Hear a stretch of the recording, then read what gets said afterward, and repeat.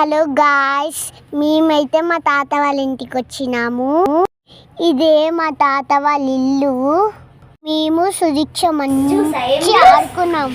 Orange juice ఎట్లుంటుందా? Okay, this one orange juice. అవును, first ఆ రాయి కూర్చోడానికి ఆ రాయి ఎక్కాలి. ఎక్కిన తర్వాత అలా అదే చేసినాం.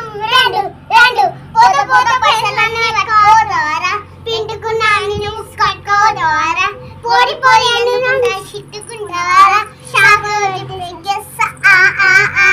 పైసల కోసం పండుంటావు కింద మీద, నువ్వు తినకుంటా ఉరుకుతావు హాయిగా, రోజు ఒక్కదా పైసలు అద్దవా.